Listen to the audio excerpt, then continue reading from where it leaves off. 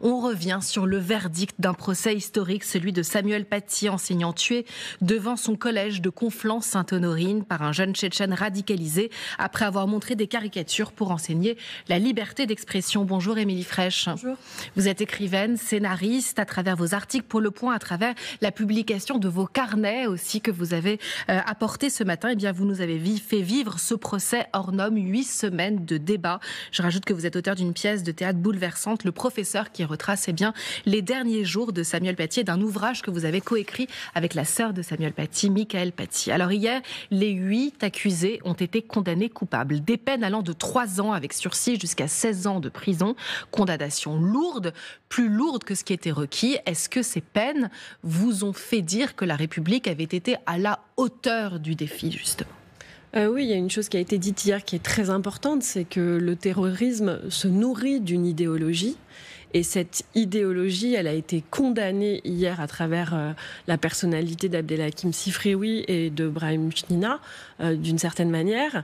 Et donc, c'est effectivement très fort et ça a été motivé dans la décision du président qui a dit qu'il y avait une atteinte grave aux valeurs de la République et à la laïcité, que ça avait eu pour conséquence de créer un émoi fou dans le pays, mais aussi dans le corps enseignant, et ça a été pris en compte, et de les entendre à travers la bouche du président, après 7 semaines d'audience, où finalement, il a été refait le procès du cours de Samuel Paty. Donc c'était extrêmement violent d'entendre encore cette stratégie qui consistait à dire que l'État français est un État islamophobe par nature, et donc de se positionner comme une victime pour ensuite pouvoir attaquer la République.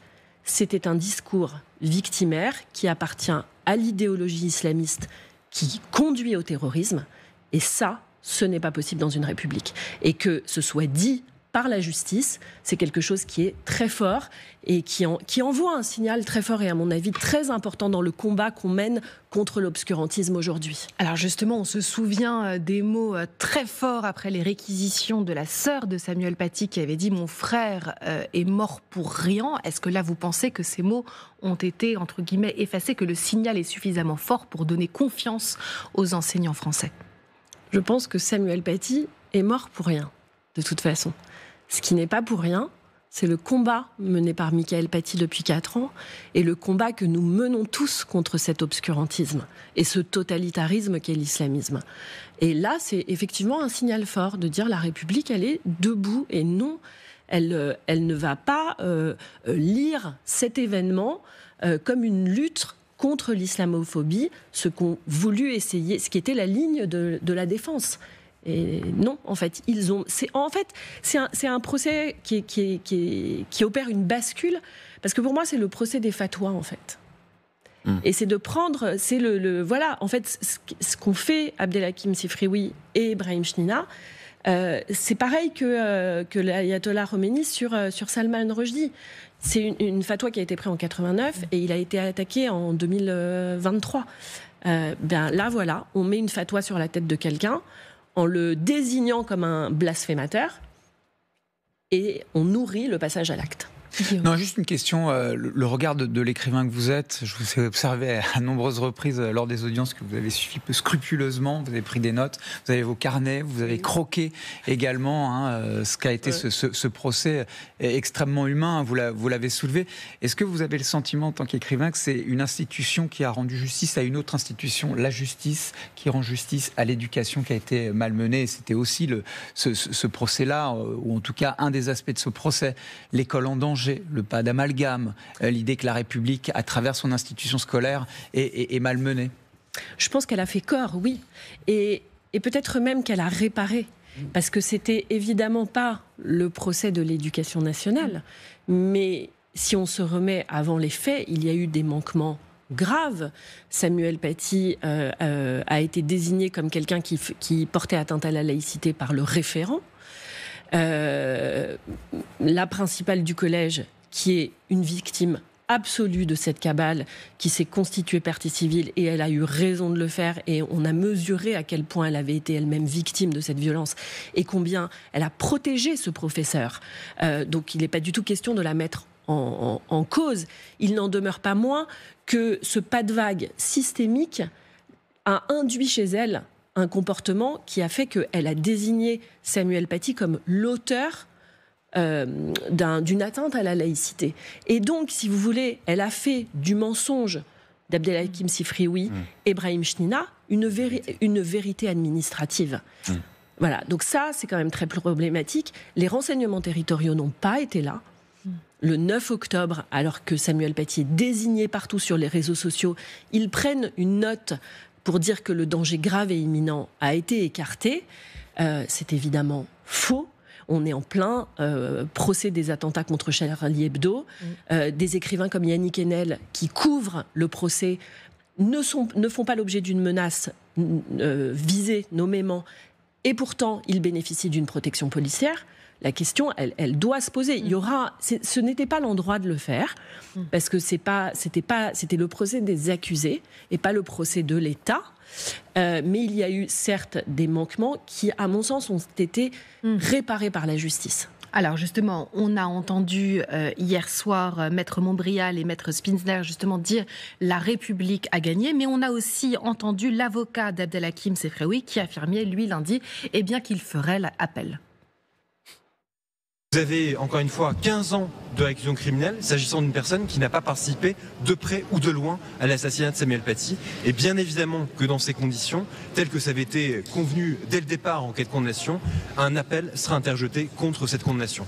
Aujourd'hui, c'est M. Sefrioui qui subit une peine politique, mais c'est aussi la liberté d'expression. La liberté d'expression qui reçoit un terrible coup.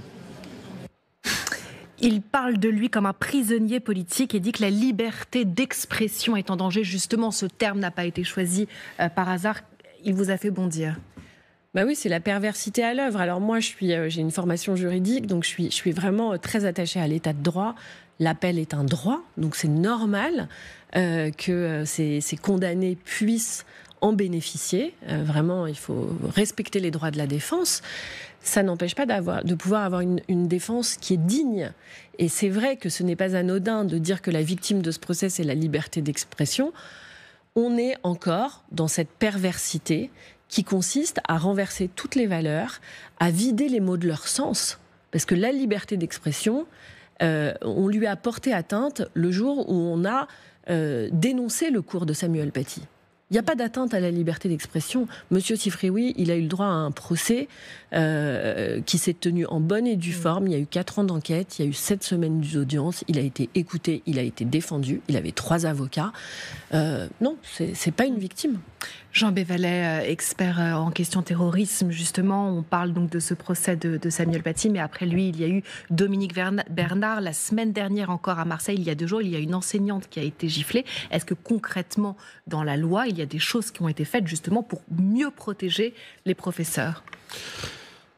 Malheureusement, si vous voulez, la loi, je trouve que la loi en France est plutôt bien faite. D'accord, dans ce domaine. Mais après, vous avez la loi et vous avez l'application de la loi. Qui a fait des études de droit, je pense savoir de quoi je parle, c'est que la sanction qui a été infligée est remarquable. D'accord ? C'est-à-dire que là, effectivement, l'état de droit, la République a été ferme et c'est ce qu'il fallait montrer. Et il ne faut absolument pas baisser les bras. Et ne pas baisser les bras, que ce soit pour une jeune fille qui gifle un ou une professeure, jusqu'à les extrémités dont on vient de parler vis-à-vis de Samuel Paty. Et il faut, à ce moment-là, des sanctions systématiques. Je dis bien systématiques. Pourquoi ? Parce que ces sanctions, elles existent. Vous m'arrêtez si je me trompe, mais dans le code, dans la loi, ces sanctions, elles existent. Il faut juste les appliquer. Il faut que ce soit une volonté politique. Émilie Frèche. Oui, sur ce plan-là juridique, j'ai pas beaucoup de choses. C'est vrai que j'ai été pendant tout au long de ce procès le réceptacle de beaucoup de témoignages de professeurs qui m'ont complètement bouleversée. D'ailleurs, j'avais envie de les partager. Beaucoup m'ont dit non, s'il vous plaît, pour des raisons de sécurité. Mais voilà, les atteintes, si vous voulez, à leur liberté pédagogique et au contenu, la remise en cause systématique du contenu des cours est quelque chose d'insupportable parce que les professeurs et notamment les professeurs d'histoire-géographie, ont une haute conscience de leur métier. L'école de la République, c'est pas simplement le lieu de la transmission des savoirs. C'est l'endroit aussi où on forme des esprits critiques et donc des citoyens. Et c'est très important. Je veux dire, si on n'a pas envie de cela, on ne peut pas mettre ses enfants à l'école de la République. C'est ça le deal qui a à être fait entre les enseignants et les parents. Et souvent, tout cela est souvent remis en question et c'est très compliqué pour les professeurs. Au début de cet entretien, vous avez quand même dit que Samuel Paty était mort pour rien, alors qu'on a la sensation que justement ça a été l'occasion pour la justice de se montrer exemplaire, qu'on a aussi fait le procès des fatwas, comme vous l'avez dit tout à l'heure. Pourquoi il est mort pour rien ? Parce qu'il y a aucune vie qui justifie d'être perdue pour aucun combat, à mon avis. Que la famille l'a répété, Samuel Paty, c'était pas un hussard noir, c'était pas un militant. C'était un professeur qui faisait tout simplement son travail, qui a suivi les consignes, qui a suivi un programme, qui était totalement dans une bienveillance et dans une protection absolue. Et donc non, cet homme de 47 ans qui avait un enfant de 5 ans est mort absolument pour rien.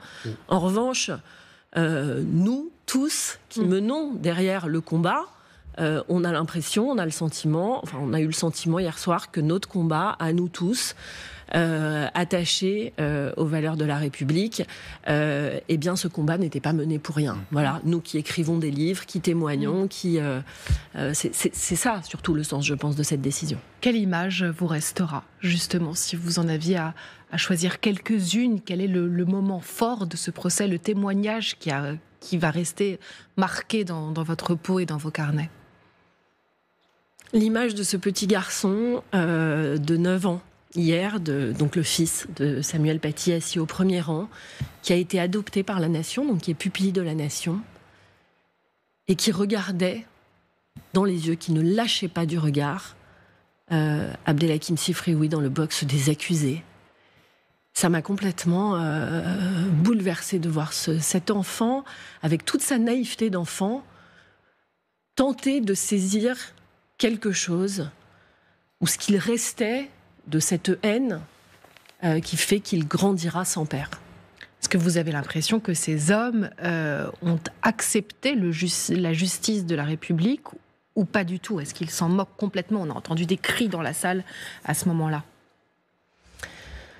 Oui, alors je ne parle pas de tous les accusés parce qu'il y a d'autres décisions par ailleurs qui me paraissent très lourdes, mais voilà. Mais en tout cas, pardon, c'était quoi?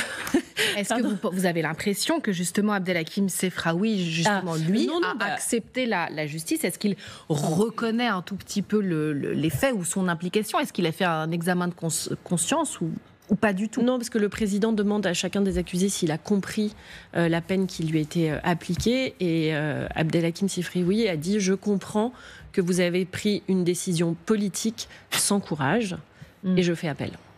Vous remerciez les magistrats qui finalement ont été beaucoup plus loin que la réquisition, qui ont décidé d'appliquer des peines beaucoup plus lourdes. C'était la grande crainte aussi, notamment de la sœur. Moi, du professeur Paty, de dire ça c'est pas assez, quoi. Moi, je suis très légaliste. Oui. Je suis très attachée au droit. Et donc, je pense qu'ils ont pris la décision qui leur était permise en l'état actuel du droit, en prenant en compte toutes les choses. Ils ont notamment pris en compte, pour Abdelhakim Sifrioui et Brahim Chnina, le fait qu'il n'avait pas été démontré qu'il pouvait avoir conscience de l'acte terroriste d'Anzorov. Sinon, ils auraient pris perpétuité. Voilà. Donc ça n'a pas été prouvé. Donc ça, c'est à leur bénéfice. Et je trouve que c'est important et que c'est normal. Parce que c'est vrai que si nous avions eu Anzorov pris vivant dans le box des accusés, lui aurait pris la peine maximale, qui est perpétuité, qui est 30 ans. Donc il y a une graduation des peines aussi en fonction de ce qui a pu être prouvé. Merci infiniment, Émilie Frèche. Je rappelle votre livre donc, qui rend hommage à Samuel Paty, le cours de Samuel Paty, coécrit avec Mickaël Paty, qui raconte avec précision quand même les derniers jours de Samuel Paty, qui parle d'un cours quand même de la liberté d'expression à la mort de ce professeur. On peut aussi vous suivre au journal Le Point et sur Instagram aussi, où on retrouve tous les dessins, tous les croquis. Je ne sais pas si vous les voyez là. Mais... Très émouvant de voir justement ces pages et ces dessins, et bientôt peut-être sous votre plume. Je vous remercie infiniment d'être venu sur ce plateau malgré votre fatigue.